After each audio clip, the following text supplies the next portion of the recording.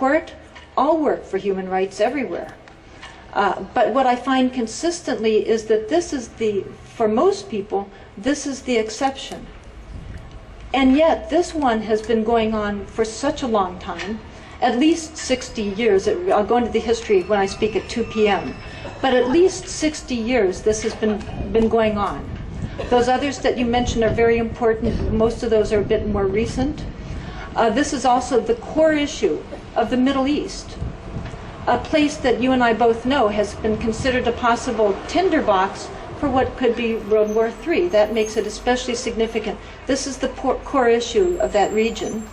Thirdly, this is where most of where our money goes in far greater amounts than any other, which gives us even greater responsibility to know about it and to work on it.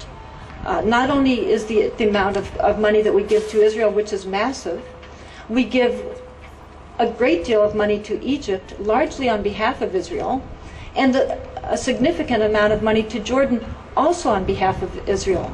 When you look at all of those quantities put together, it's over half of our foreign aid budget abroad, giving us much more responsibility for that region than a personal responsibility. Now we have a moral responsibility. I think you and I, who believe and grew up with the teachings of Jesus, I think we feel we have a moral responsibility for all human beings. But I think we have a profoundly significant responsibility when our own actions are involved. It's sort of, if I gave bullets to someone and they were firing them, I would have a responsibility for that, even more than if somebody else far away were firing bullets that also should be stopped. But if I'm giving the bullets, it seems to me I have a special responsibility to do something on that, and that's why I'm working on this. Thank you. Thank you. Okay. Thank you for your talk. It was great. You pointed out this kind of systematic concealing, hiding, blinding, whatever. But you didn't point anything about who does it and why. Thank you. Thank you for that question. I guess everybody heard the question was basically, we have documented, as have others, the enormous Israeli-centric distortion in the U.S. media, which I'll get into more later. But the question is, why is it happening? Which is a very important question. To solve a problem, just like to cure a sick patient, you need to diagnose as accurately and fully as possible the cause of the problem. That requires major studies that we have not had the resources to do, but I can go through the factors that I feel are significant. I don't know which are the most significant. I suspect all of them play a role. So the factors that I feel are the cause are, one, some of them are fairly obvious when you think about it. I'm sure many people would come up with these, including the questioner. Number one is advertising and consumer pressure. The media, news organizations are businesses. They not only want to make money, they have to make money. If they don't, they go out of business, as many American media have gone out of business. They have to make money.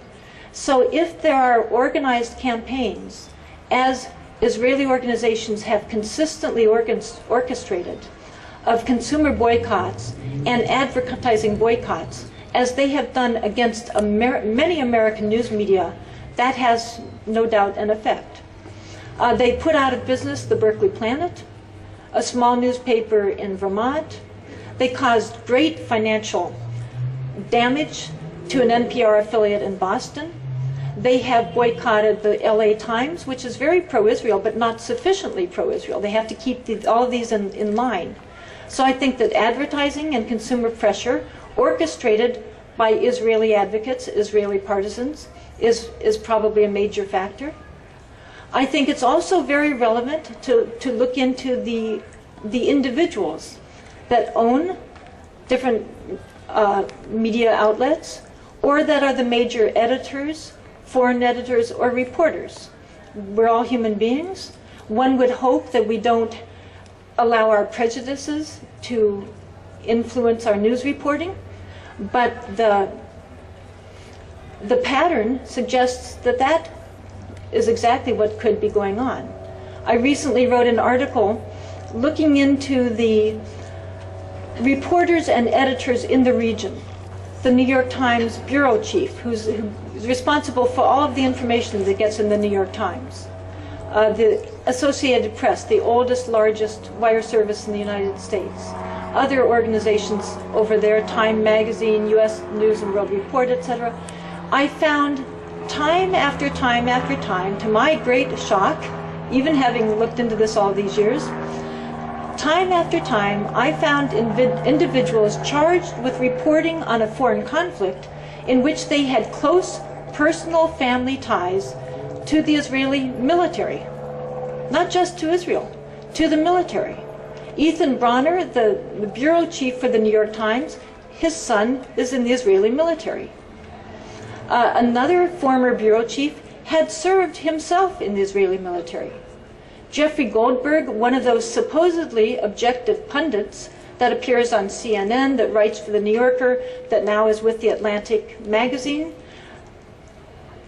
grew up as an American, traveled to Israel, became an Israeli citizen, joined the Israeli military, served as a guard at one of their cruelest and most notorious prison camps, and may possibly still be in the Israeli military, because normally when you serve in the Israeli military, you are in the reserves for many decades. Mr. Goldberg has refused to answer questions about whether he is still in the Israeli reserves, and if not, how he got out of it. So that's, I feel, a factor. Quite likely that's a factor. Then you have the additional factor that many American journalists grow up as sort of news junkies. You know, even before you're a journalist, you've always read the New York Times perhaps, or listened to the news, or followed the news on television. And this distortion has been going on for many, many years. So therefore, people that are in the media, that might even be an editor or a managing editor or somebody of significance, think they know about Israel-Palestine, even though they've quite often never traveled to the region, never read a book on the region, or if they have, they've read one or two by usually an Israeli partisan, never read diverse books as I feel it's our responsibility to do, and I have done. I've read books by Jewish, Christian, Muslim, Italian, Israeli, Palestinian, British, European authors. That's when you learn the facts. But you talk to journalists who've never done that. They've never studied it, they've never been there, or if they have, it was on a guided tour. They really are not experts in it, but they think they are. So it perpetuates, you know. So then if somebody like myself, or perhaps someone here, goes to them and tries to tell them, well, wait, you're very distorted and inaccurate in your reporting, we're outside the paradigm that they expect, and they tend to discount it. So there are a number of factors that I think are significant. Hi, I had a question about the checkpoints that you mentioned. I guess I just wanted to know, in your experience, what kind of criteria did the people at the checkpoints have for either letting people through or not, and kind of like what was their basis for even stopping people if they were just trying to go to a hospital or a school? So that's the question is, you know, what is the criteria, or are there criteria at checkpoints? There is great flexibility from the reports that have been done and my own observation. The Israeli soldiers at checkpoints can pretty much do whatever they want and do. So in a number of cases, pregnant women, I think it was at least 61 cases, were not allowed to get through the checkpoint to deliver babies, and therefore a number of babies have died. There have been stillbirths. A number of women, also the pregnant women, not only did the baby die, the mother died too. This has happened in a number of cases. A number of people who were bleeding or have experienced a heart attack have not been allowed to get through a checkpoint and have died before they were able to get to a hospital.